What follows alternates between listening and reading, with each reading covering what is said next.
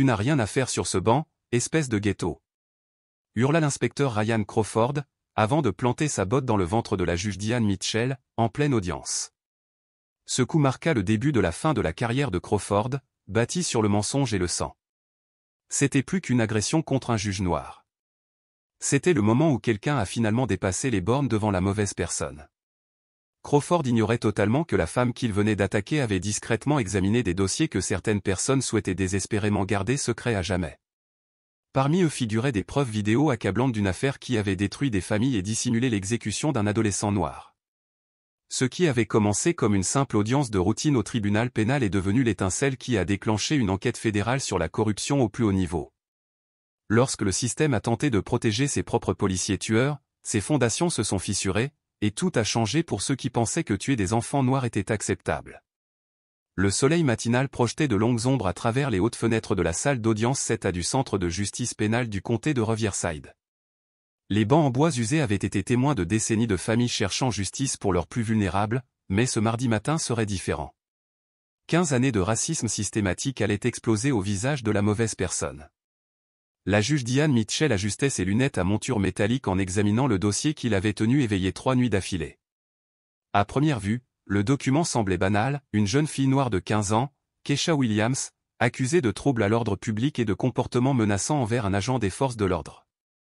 Le langage clinique décrivait une enfant qui aurait adopté une posture agressive et refusé d'obtempérer.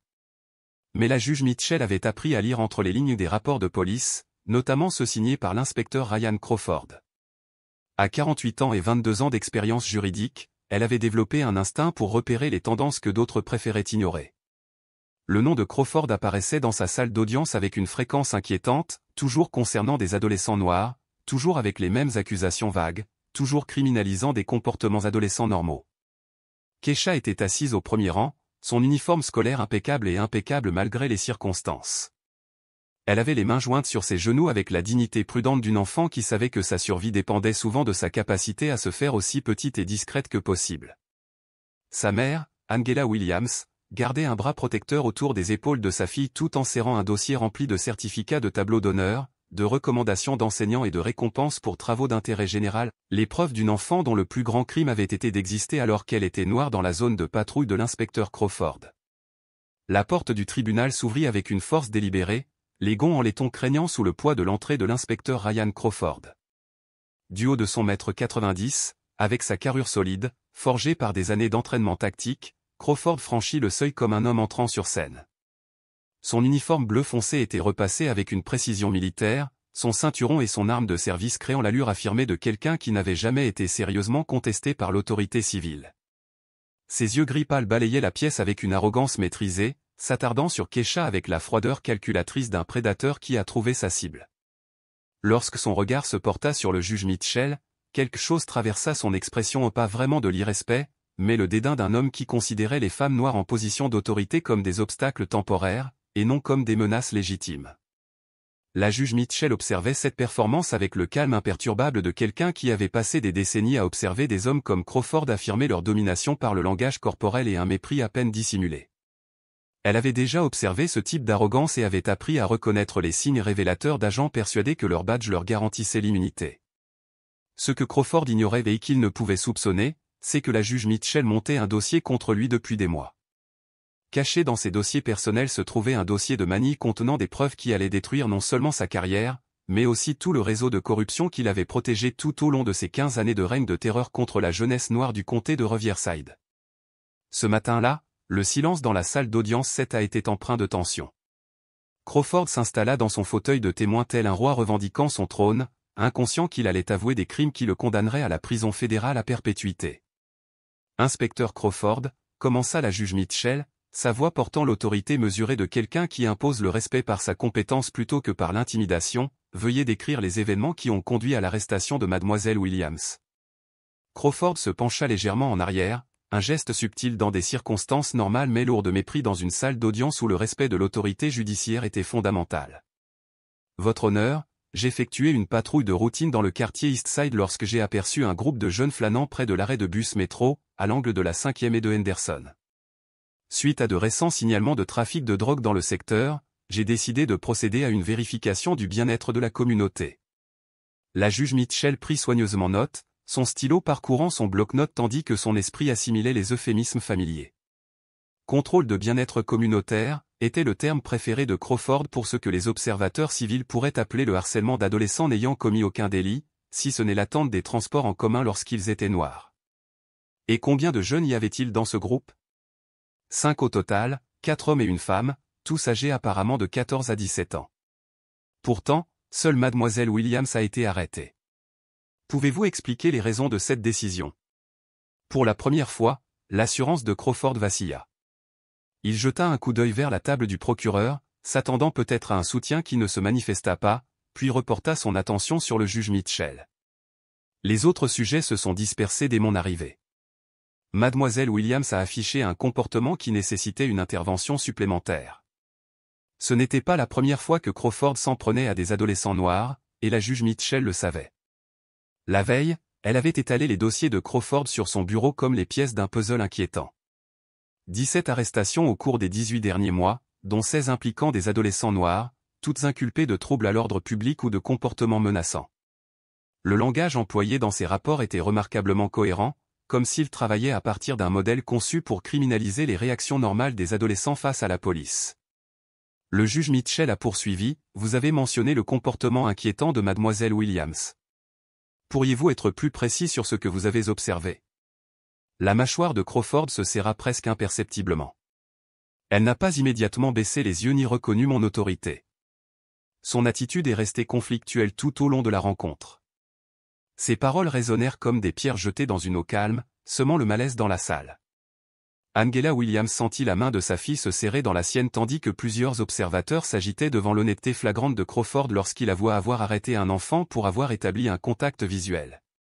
La juge Mitchell posa sa plume et regarda Crawford droit dans les yeux, ses yeux sombres croisant ses yeux pâles avec un calme imperturbable. « Inspecteur, témoignez-vous sous serment que maintenir un contact visuel constitue une conduite désordonnée ?» Le visage de Crawford rougit, mais sa voix resta ferme. D'après mon expérience professionnelle, un contact visuel prolongé peut être le signe avant-coureur d'un comportement agressif. Nous sommes formés pour reconnaître ces signes avant-coureurs avant que la situation ne dégénère. Et selon votre avis professionnel, a demandé le juge Mitchell, quel serait le comportement approprié d'une jeune fille noire de 15 ans lors d'une rencontre avec la police? La question lui a été posée avec une précision chirurgicale, forçant Crawford à choisir entre admettre des pratiques policières inconstitutionnelles ou révéler ses préjugés racistes sur le comportement des enfants noirs face à l'autorité blanche.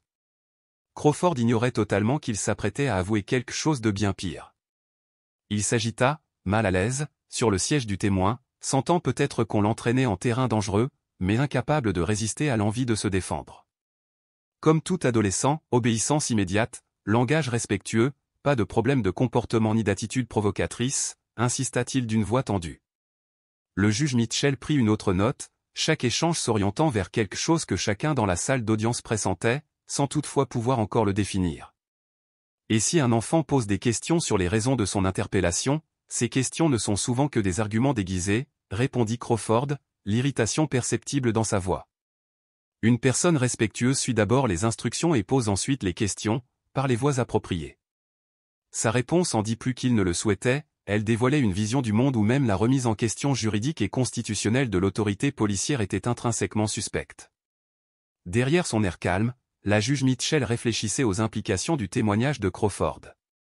Elle avait passé le week-end précédent à examiner non seulement ses dossiers d'arrestation, mais aussi les statistiques plus générales de son commissariat. Les chiffres dressaient un tableau inquiétant, les adolescents noirs de la zone de patrouille de Crawford étaient arrêtés à un taux 17 fois supérieur à celui de leurs homologues blancs, malgré des données démographiques ne montrant aucune différence correspondante dans les taux de criminalité réels. Ce qu'elle a découvert dans ces dossiers est choquant. L'avancée décisive avait eu lieu 3 jours plus tôt, lorsque l'inspectrice Lisa Chen, des affaires internes, avait discrètement contacté le juge Mitchell pour lui faire part de ses inquiétudes concernant les méthodes de Crawford. Chen, forte de 20 ans d'expérience dans la police, menait sa propre enquête après avoir reçu de multiples plaintes de dirigeants communautaires concernant les tactiques agressives de Crawford envers les jeunes issus de minorités. J'essaie de monter un dossier contre Crawford depuis 2 ans, avait avoué Chen lors de leur entretien confidentiel, mais à chaque fois que je m'approche, les preuves disparaissent ou les témoins hésitent à témoigner. Il y a quelque chose que vous devez voir. L'enveloppe de manille que Chen lui tendit contenait des photocopies de documents qui n'auraient jamais dû quitter la police, le rapport d'incident original de Crawford concernant la fusillade de Malik Thompson, accompagné de notes manuscrites omises dans la version officielle finale. Dans son rapport initial, Crawford avait écrit « Le sujet semblait battre en retraite lorsque l'engagement a commencé », mais la version finale précisait « Le sujet s'est avancé agressivement vers la position de l'agent ». L'original mentionnait qu'aucune arme n'avait été retrouvée sur les lieux, le rapport officiel affirmait que l'arme du sujet avait été retrouvée à 5 mètres du corps. Le plus accablant étaient les notes préliminaires de Crawford, incertain du niveau de menace au moment de la fusillade. La juge Mitchell lut ces documents avec une horreur croissante, comprenant qu'elle détenait les preuves d'une dissimulation allant bien au-delà des erreurs d'un seul agent.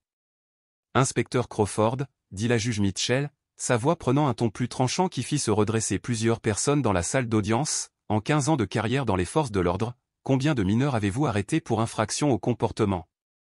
L'expression confiante de Crosby vacilla, il jeta un coup d'œil circulaire comme s'il cherchait une issue de secours qui n'existait pas, je ne tiens pas de décompte précis, votre honneur.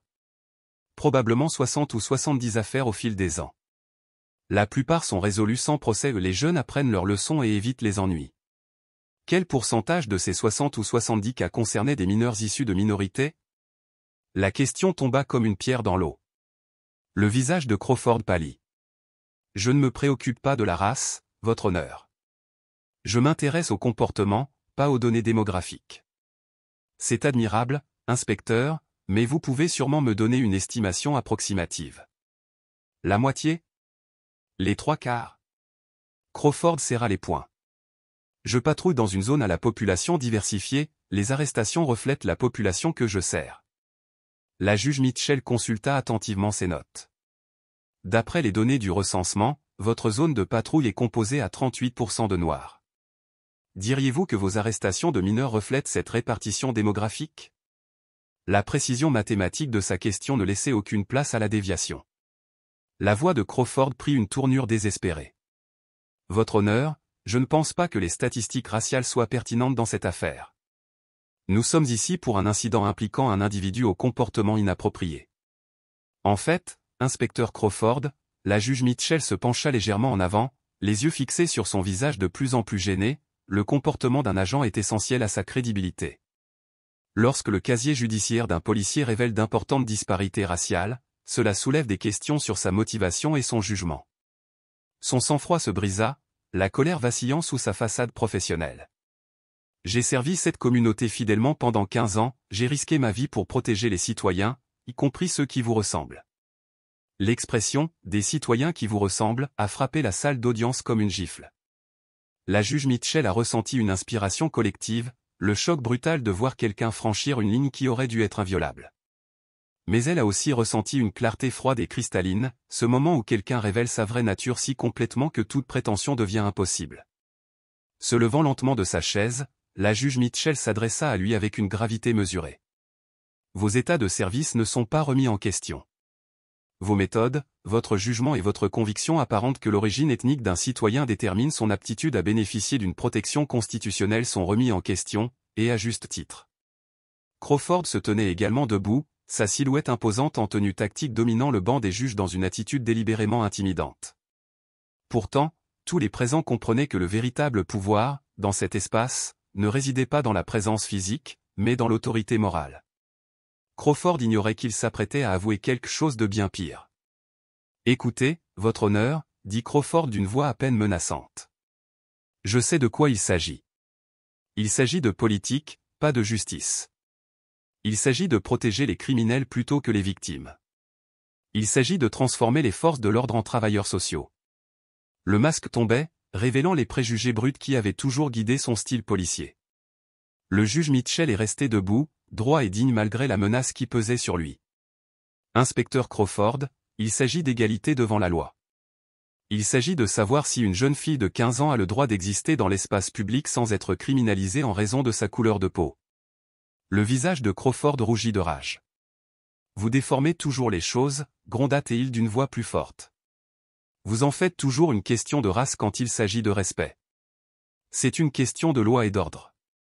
L'expression « vous » scella son destin, l'empêchant de revenir sur ses aveux ou de prétendre que ses propos avaient été mal compris.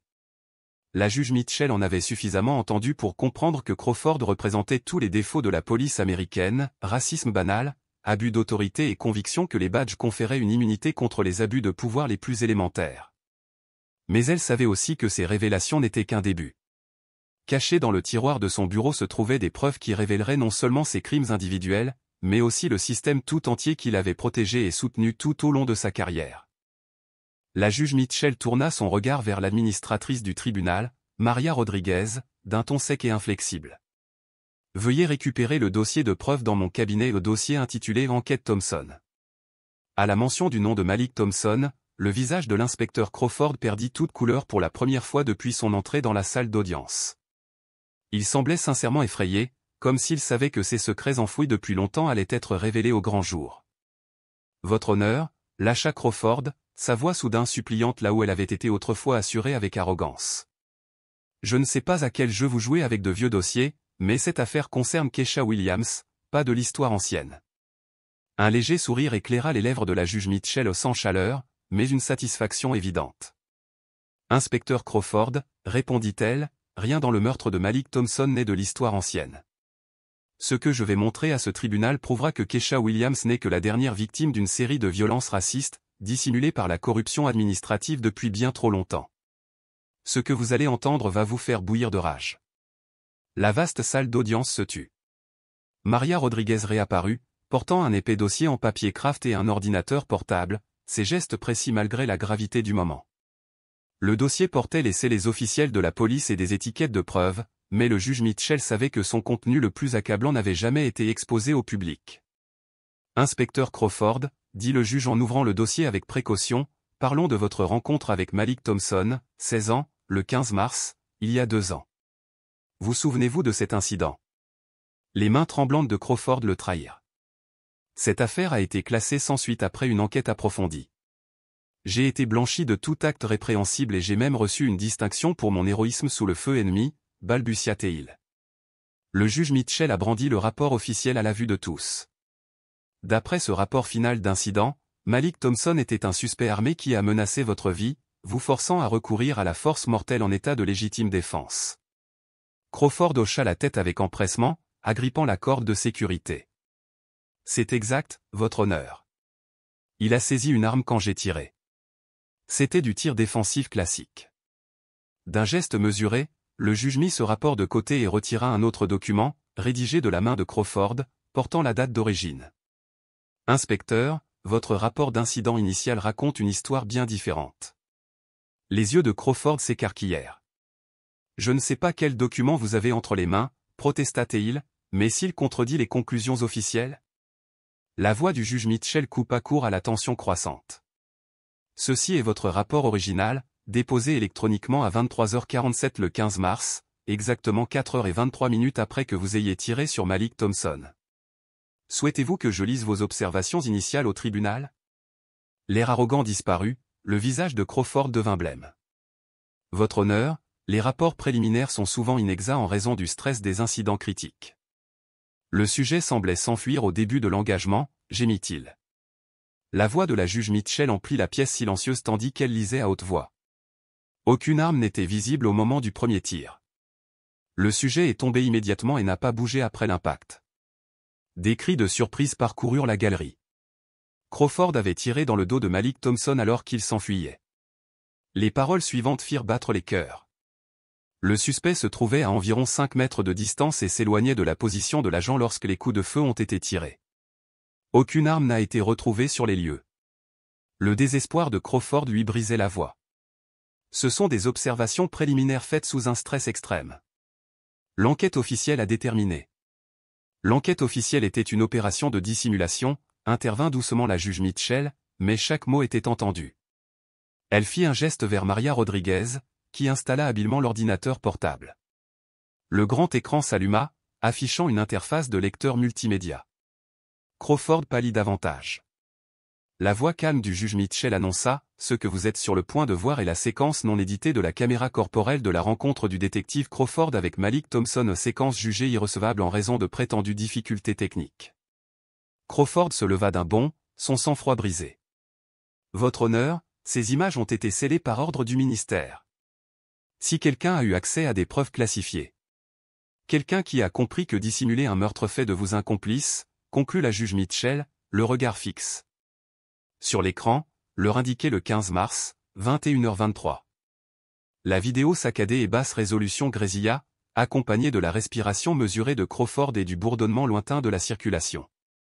La caméra vacillait tandis que Crawford poursuivait une silhouette frêle, vêtue de noir, zigzagant entre des voitures garées sous les lumières jaunes du Porsche. Sa voix enregistrée entonnait, le sujet semble être un jeune homme, âgé d'environ 16 à 18 ans. Mais Malik Thompson se déplaçait comme un enfant effrayé essayant de rentrer chez lui sans être vu, pas d'armes, pas de menaces. D'une clarté déchirante, les images montraient Malik reculant contre une clôture grillagée, les mains levées en signe de reddition. « Ne tirez pas, officier », résonna sa voix jeune et terrifiée. « Je n'ai rien fait de mal. Je rentrais juste du travail à l'épicerie. » Les propres mots de Crawford l'ont trahi lorsqu'il a évalué la conformité de Malik. Le sujet présente un comportement suspect et des indicateurs de menaces potentielles ou se prépare à évaluer son niveau de conformité. Mais la vidéo ne montrait que peur et innocence, une étiquette de supermarché, des larmes luisant dans la nuit. Dans la salle d'audience, le visage de Crawford était blême, la sueur perlant sur son front malgré la fraîcheur de l'air. Sa dernière protestation s'éteignit sur ses lèvres tandis que la juge Mitchell consultait un autre document. Il n'y a eu aucun rapport des services de renseignement faisant état de suspects armés. Aucun appel radio concernant une activité suspecte, déclara-t-elle, scellant le sort d'une vérité longtemps étouffée. Aucun crime n'a été signalé dans cette zone. Le 15 mars, les preuves contre le récit inventé de Crawford continuaient de s'accumuler. Le juge Mitchell a produit un journal radio horodaté prouvant que Crawford n'avait jamais appelé de renfort, n'avait jamais signalé d'activité suspecte et n'avait jamais indiqué qu'il poursuivait un suspect armé. Puis, sur l'écran de la salle d'audience, les derniers instants de Malik Thompson se déroulèrent avec une clarté saisissante. Le garçon se tenait plaqué contre la clôture, les mains visibles et immobiles, sans aucun geste menaçant. Pourtant, la voix de Crawford, captée par la caméra piéton, changea soudain de ton, le sujet tend la main vers la ceinture. L'évaluation de la menace indique un danger immédiat pour la sécurité de l'agent. La caméra, cependant, a montré que les mains de Malik n'avaient jamais quitté leur position levée. Ces derniers mots ont résonné dans le silence de la salle d'audience, « S'il vous plaît, ne me faites pas de mal. Dites à ma mère que je l'aime. » 3 plans rapides ont suivi sans prévenir, envoyant l'enfant terrifié s'effondrer au sol. Alors que Crawford s'approchait du corps sans vie, ses paroles murmurées furent captées par le microphone sensible, « Stupide gamin. Il aurait dû savoir qu'il ne fallait pas courir dans ce quartier. » À cet instant, la salle d'audience fut parcourue de cris de surprise et de murmures de colère. Certains spectateurs pleuraient ouvertement, tandis que d'autres restaient figés, stupéfaits par l'exécution froide d'un garçon désarmé. Le visage de Crawford se vida de ses couleurs, ses mains tremblantes alors qu'il agrippait le siège du témoin. « Votre honneur, plaida-t-il, vous devez comprendre les pressions auxquelles les policiers sont confrontés sur le terrain, des décisions prises en une fraction de seconde, des situations de vie ou de mort. » La réponse du juge Mitchell a brisé ses excuses avec une telle violence, ce à quoi nous venons d'assister n'était pas une décision prise en une fraction de seconde. Il s'agissait de l'exécution délibérée d'un enfant désarmé qui implorait qu'on lui laisse la vie sauve. À ces mots, Crawford perdit son sang-froid. Se levant, il s'emporta comme un animal acculé, « Vous croyez comprendre le travail de la police. Vous pensez que porter votre robe de soirée vous donne le droit de juger des policiers qui risquent leur vie tous les jours? Je pense que tuer des enfants et le dissimuler sous de faux rapports fait de vous un criminel, pas un héros. » La sécurité se tendit tandis que Crawford s'avançait d'un pas agressif vers le banc. Ce gamin était un vrai casse-tête, je l'ai vu rien qu'en le regardant. De toute façon, il finirait mort ou en prison. J'ai épargné des ennuis à la société. Ses aveux flottaient dans l'air comme une fumée toxique, révélant une vision du monde imprégnée de préjugés raciaux. Il avait exécuté un enfant en se basant uniquement sur l'hypothèse que les adolescents noirs étaient intrinsèquement criminels. Une froide satisfaction s'installa dans la poitrine du juge Mitchell. Crawford venait de faire les aveux qui mettraient fin à sa carrière et à sa liberté à jamais. Avant que la juge ne passe à autre chose, elle fit signe au procureur. Soudain, les haut-parleurs de la salle d'audience crépitèrent, diffusant un enregistrement distinct. Crawford et son supérieur, le lieutenant Marcus A., discutant tranquillement dans un bar, célébrant le meurtre de Pink et déplorant que des juges au cœur tendre entravent le bon fonctionnement de la police. Leurs rires résonnèrent dans la salle, d'une cruauté glaçante. Le visage de Crawford devint blême lorsqu'il réalisa que ses conversations privées où lui et discutait du recours au meurtre comme moyen d'intimidation contre les jeunes noirs avaient été préservées pour la postérité. Les spectateurs restèrent assis, stupéfaits, en proie à la révélation que ces officiers considéraient l'exécution comme une politique acceptable, à condition que les victimes soient noires. Quand Crawford murmura « Où avez-vous trouvé cet enregistrement ?» le juge Mitchell répondit froidement « Quelqu'un qui ne supportait plus la conspiration du silence. » Ces fanfaronnades précédentes s'évaporèrent, remplacées par le regard vide d'un homme qui voit son monde s'effondrer. Désespéré, Crawford s'exclama « Ces conversations ont été sorties de leur contexte. Les policiers ont parfois recours à l'humour noir pour gérer le stress. » Le juge l'interrompit d'une voix ferme « Nous venons de vous entendre, vous et votre superviseur, célébrer le meurtre d'un enfant et discuter de la manière de terroriser d'autres jeunes noirs dans votre zone de patrouille. Aucun contexte ne rend cela acceptable. » Un nuage toxique de crimes révélés planait sur la salle d'audience. Les visages dans la galerie exprimaient le choc, l'horreur et la triste constatation que le racisme institutionnel avait enfin été démasqué. Crawford s'affala sur sa chaise, écrasé par le poids de 15 années de mensonges. « Votre honneur, balbutia-t-il, la voix brisée, je dois parler à mon avocat. Toute cette procédure est devenue une chasse aux sorcières destinée à détruire ma réputation et ma carrière. » Le juge Mitchell le regarda avec le calme de quelqu'un qui s'était préparé pendant des mois à ce moment.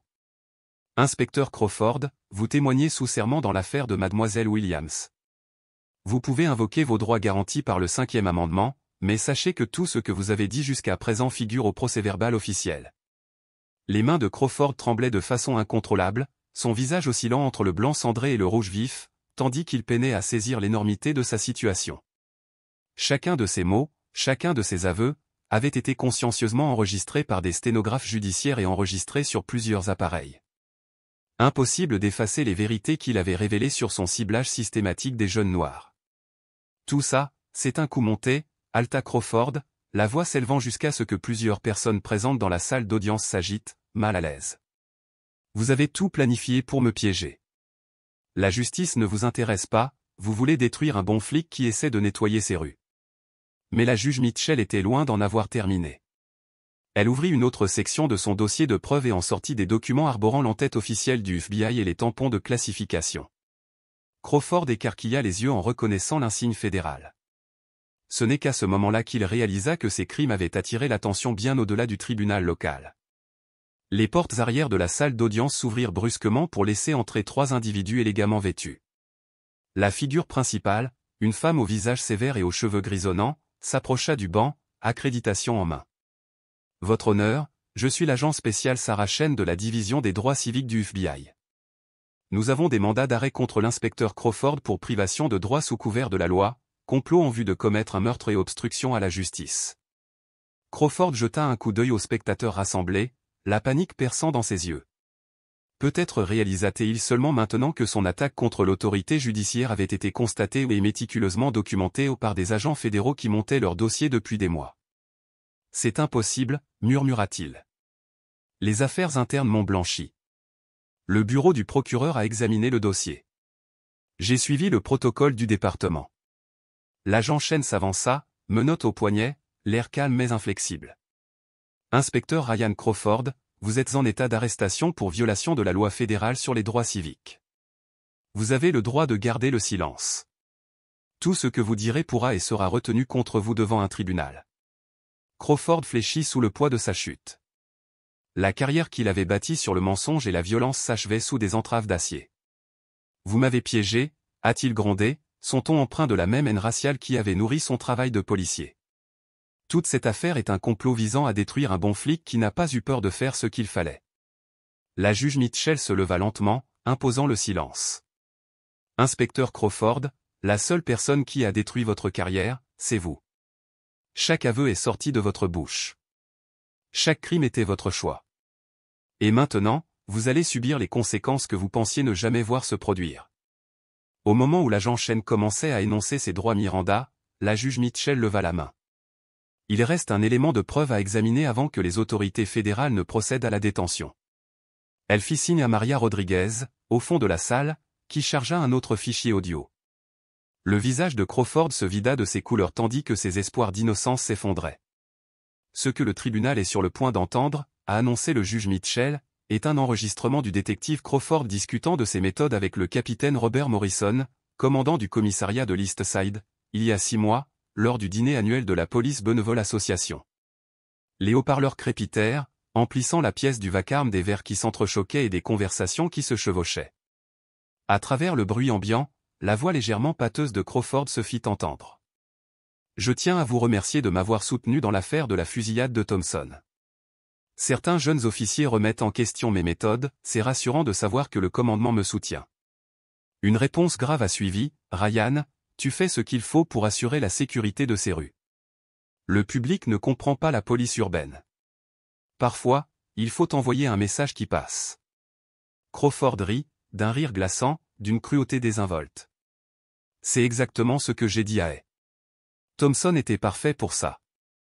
Jeune, prétentieux, il pensait pouvoir me suivre sans respect. Sa mort a montré à tous les enfants du quartier ce qui arrive quand on n'obéit pas. » Un silence horrifié s'abattit sur la salle d'audience tandis que 2 officiers supérieurs discutaient de fabrication de preuves et de dissimulation de meurtre comme s'il s'agissait de formalités administratives. La voix de Morrison s'éleva à nouveau, « Assurez-vous que les rapports racontent la vérité. Tant qu'ils mentionnent des attitudes agressives et des manquements aux obligations, les commissions d'enquête justifieront n'importe quoi. » Crawford pâlit lorsqu'il entendit ses propres mots décrire l'exécution de Malik Thompson comme un acte de terreur contre la communauté noire. Le juge Mitchell coupa l'enregistrement et le fixa d'un regard d'acier. « Inspecteur Crawford, dit-elle d'une voix calme mais indéniablement dévastatrice, la mort de Malik Thompson, celle des 16 autres adolescents noirs que vous avez arrêtés sur la base d'accusations fabriquées de toutes pièces, ou le complot dont vous venez d'entendre parler, n'ont rien d'hypothétique. Le poids de la corruption institutionnelle que vous avez contribué à entretenir repose désormais entièrement sur vos épaules. » La révélation d'un complot institutionnel a anéanti le dernier espoir de Crawford de prétendre que ces crimes n'étaient que des aberrations individuelles. Face aux preuves audio de dissimulation systématique impliquant ses supérieurs immédiats, ses défenses psychologiques ont fini par s'effondrer. Ce qui a émergé, c'est la haine brute et sans filtre qui avait toujours animé sa carrière policière. « Vous voulez la vérité » hurla Crawford, sa voix résonnant sur les murs de marbre de la salle d'audience avec une fureur désespérée. « Très bien. Je vais vous dire la vérité sur ce que c'est que de surveiller ces quartiers. » L'agent Chen s'approcha, sentant qu'une crise de nerfs était imminente et se préparant à intervenir s'il devenait dangereux. Derrière le banc, la juge Mitchell demeurait calme, son calme contrastant fortement avec la folie défaillante de Crawford. Ces gens-là, la voix de Crawford se brisa tandis que des années de rage refoulée se déversaient, ils ne comprennent pas le respect. Ils ne comprennent pas l'autorité. Ils pensent qu'ils peuvent se promener avec des problèmes de comportement et des regards provocateurs, et qu'on est censé s'en contenter. L'expression « ces gens-là » était devenue sa signature verbale ou une fenêtre cristalline sur sa vision du monde. Le juge Mitchell observait son effondrement avec le détachement clinique de quelqu'un qui avait passé des décennies à étudier la psychologie du racisme institutionnel. Tu es assis là-haut, dans ta robe de soirée, à faire semblant de te soucier de la justice, a-t-il dénoncé, le visage rouge de rage, mais tu ne sais pas ce que c'est que d'avoir affaire à des gangsters et à des trafiquants de drogue tous les jours. Inspecteur Crawford, dit la juge Mitchell d'une voix calme malgré la menace, Malik Thompson travaillait dans une épicerie. Keisha Williams est une élève brillante. Ni l'un ni l'autre n'était membre d'un gang ou trafiquant de drogue. Tout commence quelque part, a-t-il rétorqué. Ce Thompson montrait des signes, sa démarche, son regard, son attitude quand je l'ai interrogé. Je fais ça depuis assez longtemps pour reconnaître le schéma. La salle d'audience écouta, dans un silence stupéfait, Crawford avouait avoir profilé et exécuté des enfants en se basant sur ses propres fantasmes racistes. Puis, pointant le juge du doigt, il siffla, « Vous êtes de la pire espèce, vous prétendez être une sorte d'autorité morale tout en protégeant des criminels et des membres de gangs. Vous pensez que votre diplôme de droit vous rend meilleur que des policiers qui risquent leur vie chaque jour. » Un halètement collectif s'éleva dans la galerie, mais le juge Mitchell ressentit autre chose, la satisfaction de voir la véritable nature d'un système se révéler si complètement que le déni devint impossible. « J'ai protégé cette communauté de gens comme ce gamin Thompson pendant 15 ans, a-t-il poursuivi, la rage se muant en délire. J'ai empêché des crimes avant qu'ils ne se produisent. J'ai sauvé des vies en arrêtant ces voyous avant qu'ils ne s'en prennent à des innocents. » Inspecteur Crawford, la voix du juge trancha sa tirade comme une lame chirurgicale, « Vous avez assassiné un garçon de 16 ans qui rentrait du travail à pied. Vous avez terrorisé des dizaines d'enfants dont le seul crime était d'exister en tant que noirs. Vous n'êtes pas un protecteur, vous êtes exactement le genre de criminel que les bons policiers sont censés arrêter. Le visage de Crawford changea, passant de la rage au désespoir, puis à la froideur calculatrice d'un animal acculé. Tu sais quel est ton problème, gronda-t-il en s'avançant d'un pas menaçant. Vous vous croyez égaux à nous maintenant. Vous pensez qu'une robe ou un costume change ce que vous êtes vraiment. Mais je sais ce que vous êtes sous tous ces prétextes. Le silence crépita de tension tandis que chacun réalisait que Crawford était sur le point de se détruire irrémédiablement. L'heure de vérité survint avec une clarté terrifiante. Vous pensez que cette robe vous protège du monde réel, murmura-t-il d'une voix basse mais audible dans tous les coins de la salle d'audience, mais je sais ce que vous êtes vraiment, juste un autre prétentieux. Vous vous adresserez à ce tribunal avec respect, interrompit la juge Mitchell, son ton empreint de toute l'autorité de sa fonction, ou vous serez accusé d'outrage.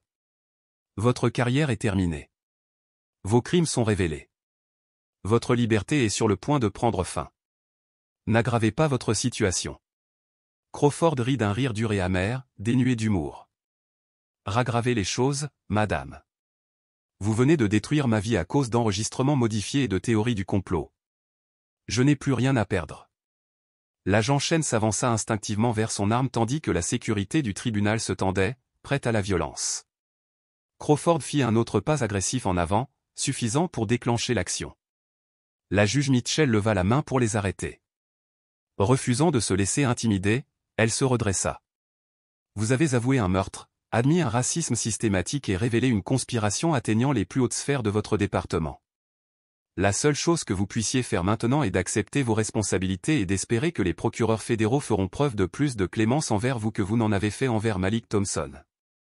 Une ultime transformation traversa le visage de Crawford, la rage céda la place à une intention froide.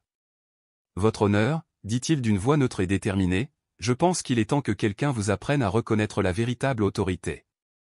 Sur ce, il lança sa botte tactique dans un arc de cercle vicieux. Le coup de pied toucha la juge Mitchell au ventre, la soulevant et l'envoyant s'écraser sur sa chaise. La salle d'audience fut plongée dans le chaos lorsque l'agent Chen sortit son arme et que les policiers se précipitèrent à l'intérieur. Crawford se tenait au-dessus de la juge à terre, le visage déformé par une satisfaction sauvage. C'est ce qui arrive quand on oublie sa place, grogna-t-il. Mais son triomphe fut de courte durée. La voix aigre de l'agent Chen trancha la confusion. Ryan Crawford, vous êtes en état d'arrestation pour agression sur un magistrat fédéral, un crime passible d'une peine pouvant aller jusqu'à 20 ans de prison fédérale. Les agents de sécurité ont encerclé Crawford, le plaquant au sol avec une efficacité professionnelle. Malgré ses tentatives frénétiques de résistance, l'homme qui avait fait irruption dans la salle d'audience avec une assurance inébranlable gisait maintenant face contre terre sur le sol en marbre poli, les menottes fédérales lui serrant les poignets tandis qu'une douzaine de témoins médusés constataient son effondrement psychologique et professionnel total. Mais attendez, il y a d'autres preuves que vous n'avez pas encore vues. La juge Mitchell se leva lentement, le visage décoloré, mais l'expression inébranlable. Une marque rouge apparut à l'endroit où la botte de Crawford l'avait heurté, mais sa voix demeura calme et autoritaire lorsqu'elle déclara « Il est consigné au procès-verbal que l'inspecteur Ryan Crawford a agressé physiquement un juge fédéral en exercice, en audience publique, devant de nombreux témoins fédéraux. » Tandis que Crawford se débattait sous le poids de ses ravisseurs, l'agent Chen envoyait de subtils signaux à son équipe de renfort, une coordination silencieuse laissant présager une opération bien plus vaste déjà en cours. L'agression contre le juge Mitchell avait déclenché une intervention fédérale, mais l'arrestation de Crawford n'était que le début de ce qui allait devenir l'enquête sur les droits civiques la plus complète de la région. Votre honneur, dit l'agent Chen en s'approchant du banc tout en gardant son arme pointée sur Crawford, allongé sur le ventre. Nous menons une enquête parallèle sur les activités de l'inspecteur Crawford depuis 8 mois. L'incident d'aujourd'hui nous fournit la preuve ultime dont nous avions besoin pour agir contre l'ensemble de son réseau. La juge Mitchell accepta un verre d'eau des mains de Maria Rodriguez, profitant de ce bref silence pour calmer sa respiration et assimiler les implications des révélations de l'agent Chen. L'enquête fédérale s'était déroulée parallèlement à la sienne, coordonnée au-delà des espérances les plus folles de Crawford. Quelle est l'étendue de votre enquête, agent Chen, demanda la juge Mitchell, d'une voix ferme malgré la douleur persistante de l'agression. L'agent Chen désigna les portes du tribunal, qui s'ouvraient à la volée tandis que d'autres agents fédéraux entraient, chacun serrant des mallettes et du matériel électronique. Nous détenons des mandats d'arrêt contre 12 agents du commissariat de Crawford, dont le capitaine Morrison et le lieutenant Hay. Nous effectuons actuellement des perquisitions simultanées dans 4 commissariats de police, saisies d'ordinateurs, de dossiers et de matériel de surveillance. Crawford releva la tête, une panique teintée de mascara se mêlant à la fureur. C'est impossible, cracha-t-il. Les affaires internes ont classé toutes les affaires. Le bureau du procureur a tout examiné. Son incrédulité ne fit que renforcer la détermination des agents. L'agent Chen le regarda froidement. Inspecteur Crawford, cette enquête a commencé lorsque Madame Eleanor Thompson, la mère de Malik, a contacté notre division des droits civiques avec des preuves que les autorités locales avaient ignorées pendant 2 ans. Elle a conservé des copies de tous les rapports d'incidents, y compris ceux qui ont mystérieusement disparu des dossiers de police. La salle d'audience semblait se rétrécir autour de Crawford tandis que l'agent Chen poursuivait. Nous avons également obtenu la coopération de l'inspectrice Lisa Chen des affaires internes. Elle a fourni des preuves de destruction systématique de preuves et d'intimidation de témoins. Votre propre supérieur, le capitaine Morrison, est actuellement arrêté à son domicile pour complot, révélé par les enregistrements d'aujourd'hui. À cet instant, Crawford perdit son sang-froid. Vous avez tout planifié. Cette audience était un coup monté. La juge Mitchell se redressa de toute sa hauteur, la dignité intacte malgré la marque visible sur son flanc. Inspecteur Crawford, cette audience n'avait jamais pour but de vous piéger. Il s'agissait du droit de Keisha Williams à exister sans être criminalisé en raison de son origine ethnique. C'est votre choix d'avouer un complot de meurtre qui a révélé vos crimes, et non notre plan. La radio de l'agent Chen grésillait. Commandement, Morrison est en garde à vue. Et résiste, mais il est contenu. Nous avons saisi environ 400 dossiers et 17 disques durs au commissariat de l'East Side. L'ampleur de l'opération était stupéfiante. Il ne s'agissait pas seulement d'une enquête sur les fautes individuelles de Crawford, mais d'une vaste opération visant à démanteler tout un réseau d'agents corrompus qui avaient abusé de leur autorité sous protection administrative. Ils sont tous tombés à cause de ce pink, grogna Crawford tandis que la sécurité le relevait, la rage et la panique se lisant sur son visage. La juge Mitchell s'accorda un instant de satisfaction froide, voyant sa vision du monde s'effondrer. Pendant 15 ans, il avait terrorisé la jeunesse noire, persuadé que le système le protégerait. Et maintenant, ce même système se retournait contre lui.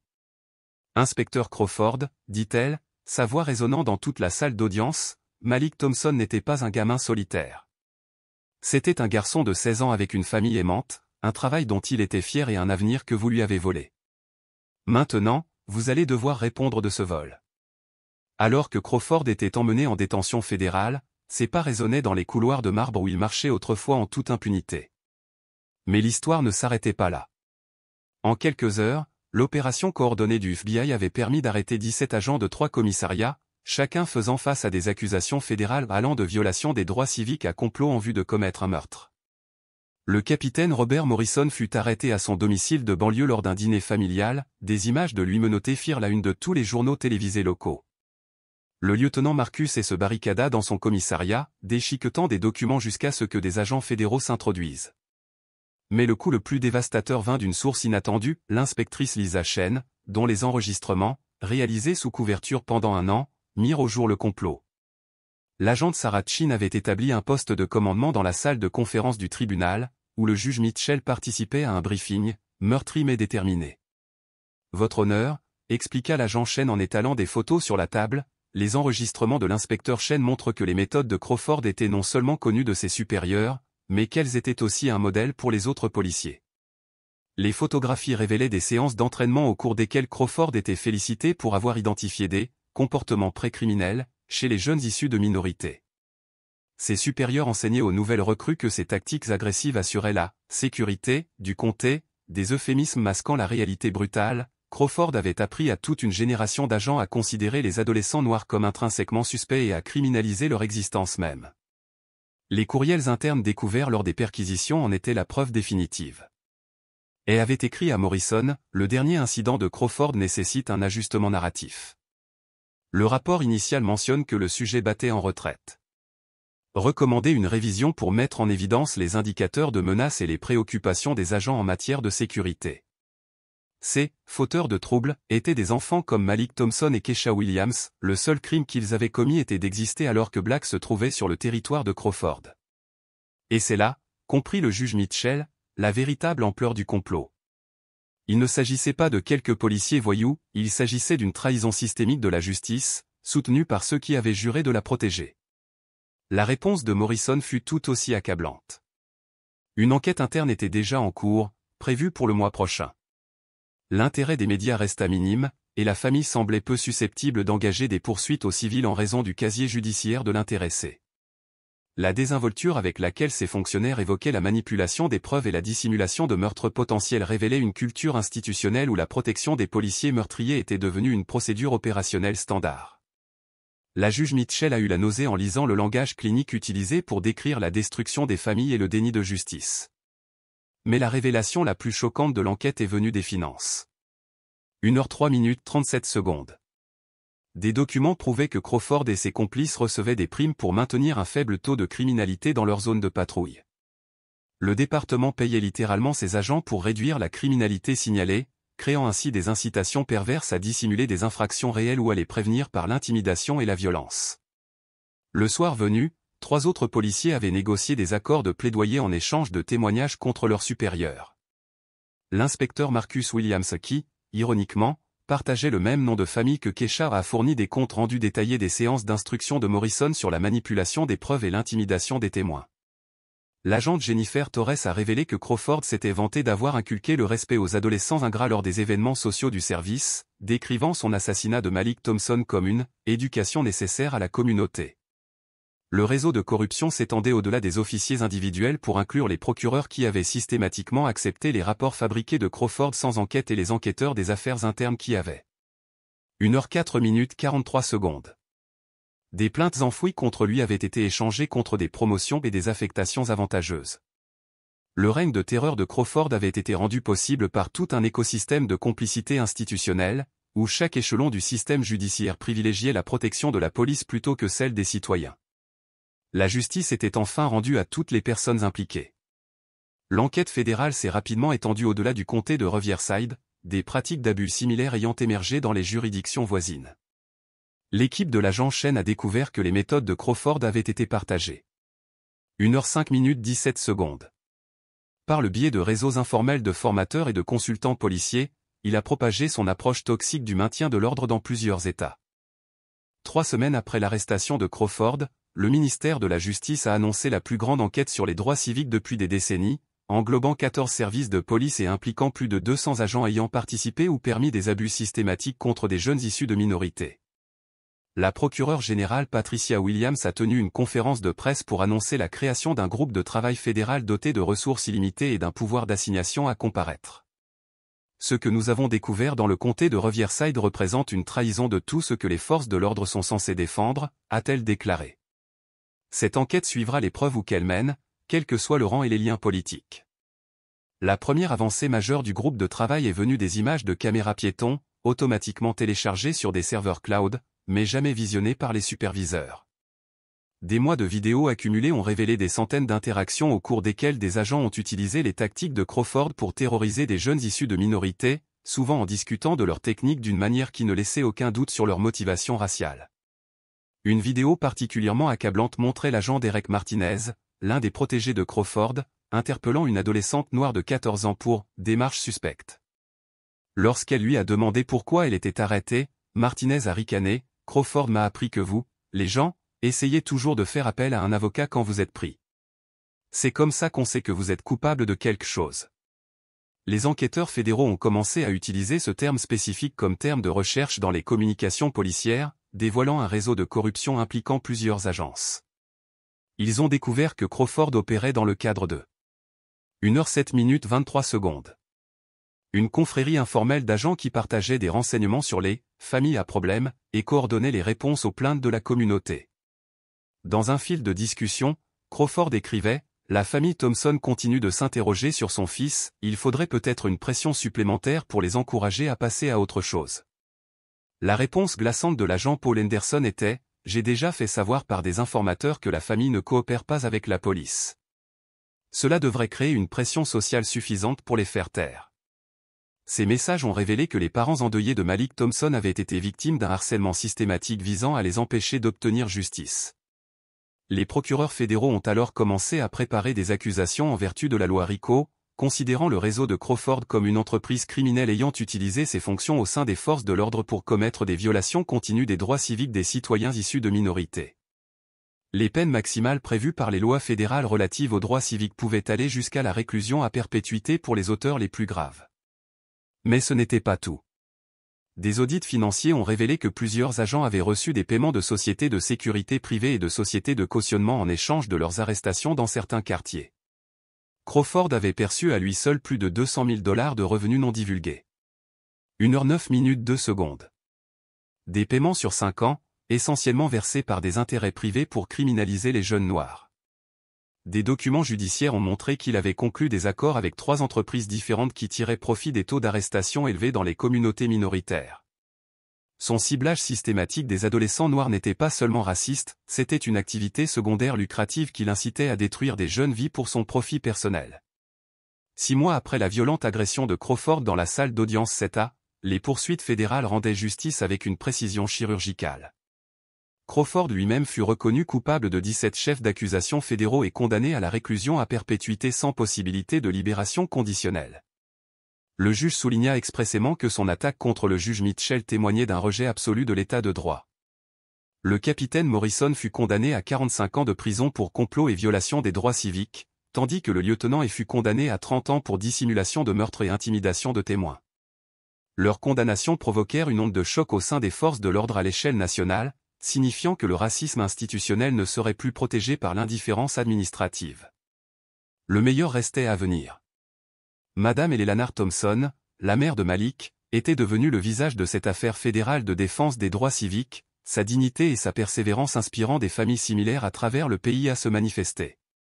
Debout devant le tribunal fédéral après la condamnation de Crawford, elle s'est exprimée avec une autorité tranquille. « Mon fils Malik a été assassiné par un homme qui pensait que la vie des enfants noirs ne valait rien », a-t-elle déclaré, sa voix portant jusqu'à la foule de sympathisants.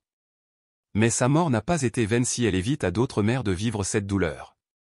L'enquête fédérale a finalement identifié 47 familles dont les enfants avaient été victimes du réseau de Crawford. Chacune a reçu des indemnisations financières substantielles et, surtout, la reconnaissance officielle du préjudice subi par leurs enfants, causé par le système même qui avait juré de les protéger. Keisha Williams, aujourd'hui âgée de 16 ans et en pleine forme en première année de lycée, était devenue une fervente défenseur de la réforme de la police et des droits des jeunes. Avant, j'avais peur des policiers, a déclaré Keisha lors d'un discours prononcé lors d'une conférence sur le leadership des jeunes. Maintenant, je comprends que les bons policiers aspirent à la même chose que nous, des communautés sur où chacun est traité avec dignité et respect. Les mauvais officiers tremblaient devant nous, sachant que nous avions le pouvoir de révéler leurs mensonges. Ce qui allait suivre allait tout changer. La juge Mitchell avait décliné toutes les invitations à rejoindre des tribunaux supérieurs, préférant rester au tribunal pénal. Elle pouvait ainsi continuer à protéger les jeunes vulnérables des abus systémiques. Son cabinet est devenu un modèle d'activisme judiciaire, attirant des juges de tout le pays qui sollicitaient ses conseils pour éradiquer le racisme institutionnel dans leur propre salle d'audience. Sous la tutelle fédérale, le département de police du comté de Riverside a été entièrement remanié. Une nouvelle direction a pris les rênes, les protocoles de formation ont été repensés et des mesures de responsabilisation communautaire ont été mises en place, des mesures si efficaces qu'elles sont devenues un modèle pour les services de police à l'échelle nationale. Les politiques relatives aux caméras piétons ont été renforcées, éliminant les failles techniques qui avaient permis au crime de Crawford de rester si longtemps caché. Le changement le plus profond fut peut-être culturel. Le silence ne serait plus toléré face à l'injustice. Un impératif moral s'imposait, les personnes de bien doivent dire la vérité au pouvoir, quel qu'en soit le prix personnel. Maria Rodriguez, l'administratrice judiciaire qui a protégé les preuves qui ont mis à mal le réseau de tromperie de Crawford, a été promue directrice de la sécurité judiciaire. Elle est devenue une autorité nationale en matière de protection des procédures judiciaires contre la corruption des forces de l'ordre. Son courage a sauvé des dizaines de familles de la même tragédie que celle qui avait frappé la famille Thompson. À l'extérieur du palais de justice, un jardin commémoratif a fleuri en l'honneur de Malik Thompson. Il est devenu un sanctuaire pour les parents endeuillés, un lieu où le chagrin était partagé et l'espoir naissait. Madame Thompson a trouvé du réconfort en soignant les rosiers plantés pour son fils, réconfortée par le fait que sa mort avait suscité des réformes pour protéger les générations futures. L'inspectrice Lisa Chen, dont les enregistrements secrets ont constitué la clé de voûte de l'affaire, a été nommée première directrice civile de la responsabilité policière. Libre de toute ingérence de l'administration policière, elle disposait désormais du pouvoir d'enquêter sur les plaintes pour faute professionnelle de manière transparente et approfondie, un changement radical dans la manière dont les services de police répondent de leurs actes. Les répercussions de la révélation de Crawford se sont propagées bien au-delà du comté de Riverside. Des enquêtes fédérales ont été ouvertes dans une douzaine d'autres États, et plus de 300 policiers corrompus, autrefois enhardis par l'impunité, ont été traduits en justice. 2 ans après la fameuse gifle de Crawford, le juge Mitchell reçut une visite inattendue.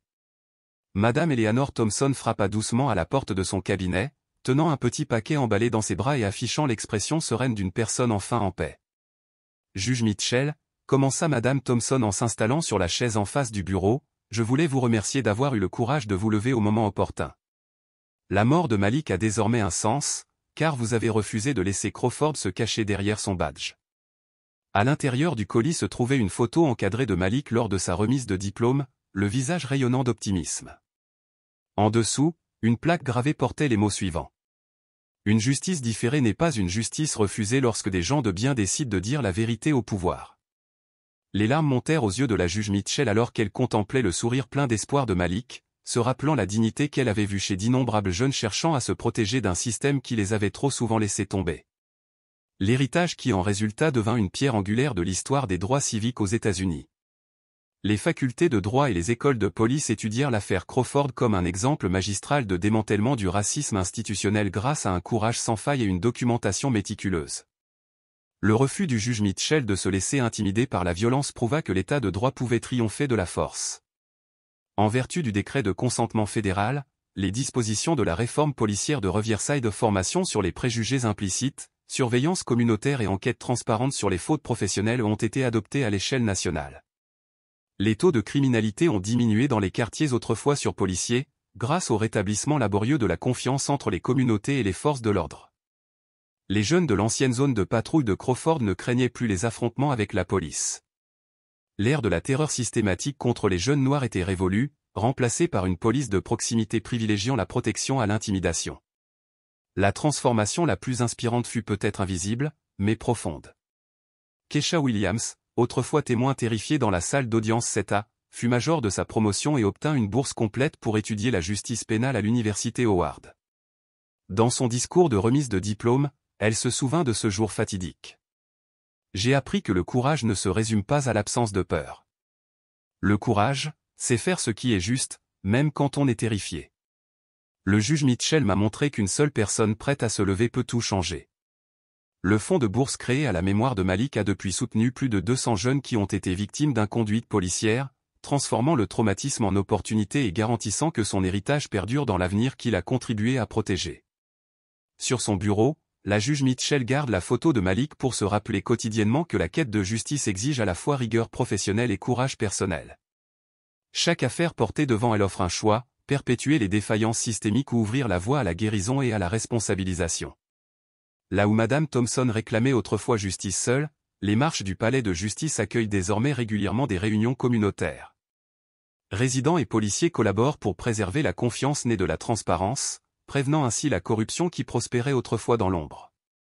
Alors que le soir tombe sur le palais de justice, la juge Mitchell s'apprête à rentrer chez elle auprès de son mari, chirurgien traumatologue, qui partage ses propres histoires de vie sauvée. Les traces de l'agression de Crawford se sont estompées, mais le souvenir du choix de la dignité plutôt que des représailles reste plus vif que jamais. Crawford lui-même purge une peine d'emprisonnement à perpétuité dans une prison fédérale, en isolement sous protection. Son nom est devenu un avertissement pour chaque nouvelle recrue quant à ce qui arrive lorsque les agents oublient leur serment de servir et de protéger. L'héritage du juge Mitchell, en revanche, est évoqué avec révérence dans les communautés qui ont appris à faire à nouveau confiance au système judiciaire, dans les facultés de droit où ces méthodes guident une nouvelle génération d'avocats, et dans les salles d'audience où les juges trouvent le courage de faire face à la corruption plutôt que de la favoriser. Sa leçon est simple et transformatrice, parfois, la réponse la plus puissante à la haine est de refuser de s'y soumettre, de tenir bon jusqu'à ce que la vérité triomphe et de rester là où le travail compte le plus. En choisissant de rester au tribunal pénal, la juge Diane Mitchell a rappelé à la nation à quoi ressemble la justice lorsqu'elle refuse de se taire. Ainsi, les lumières s'éteignent en ce nouveau jour de quête de justice, mais le travail continue au demain et après-demain, aussi longtemps que les enfants auront besoin de quelqu'un pour les séparer de ceux qui abusent de leur pouvoir. Le coup de pied de Crawford était censé la réduire au silence, il a au contraire marqué le moment où tout a basculé. Lorsque son monde de mensonges et de violence s'est effondré, le système même qu'il avait corrompu s'est retourné contre lui avec toute la force de la loi fédérale. Si vous êtes jeune, rappelez-vous que Keisha Williams n'avait que 15 ans lorsqu'elle a refusé de se laisser intimider. Si vous êtes parent, rappelez-vous que Madame Thompson n'a jamais cessé de réclamer justice pour son fils. Si vous êtes une personne en position d'autorité, rappelez-vous que le juge Mitchell aurait pu choisir la voie facile, mais qu'il a choisi de se battre pour ce qui était juste. La leçon la plus importante de cette histoire est que le changement commence lorsqu'une personne déclare que c'en est assez. Crawford croyait que son insigne le rendait intouchable, que le silence institutionnel masquerait son racisme et que la violence effraierait quiconque oserait le défier. Il se trompait sur toute la ligne, car il a rencontré des gens qui savaient que certains principes méritent d'être défendus, quel qu'en soit le prix. Aujourd'hui, le nom de Malik Thompson est gravé sur le monument dédié aux héros des droits civiques, situé devant le palais de justice du comté de Riverside. Keisha Williams étudie pour devenir avocate spécialisée dans les droits civiques. Madame Thompson dirige une fondation offrant un soutien juridique aux familles qui cherchent à obtenir justice pour des fautes policières. La juge Mitchell poursuit son travail de protection des jeunes vulnérables contre les abus systémiques. Et Crawford? Il passe ses journées dans une cellule de 6 pieds sur 8, subissant les conséquences de choix autrefois perçus comme puissants, mais qui se sont révélés être les actes désespérés d'un homme de petite taille qui a confondu cruauté et force. La justice n'est pas toujours prompte à agir, mais lorsque des personnes de bien refusent d'abandonner, elle finit inévitablement par trouver la vérité. Le juge Mitchell nous a rappelé que parfois, la réponse la plus puissante à la haine est simplement de ne pas s'y laisser briser. Si cette histoire vous a marqué, aimez, abonnez-vous et partagez-la pour que plus de gens voient que la dignité est toujours à la mode. Quel moment vous a le plus marqué? Dites-le nous dans les commentaires. À bientôt pour la prochaine histoire. La preuve que la vérité triomphe toujours.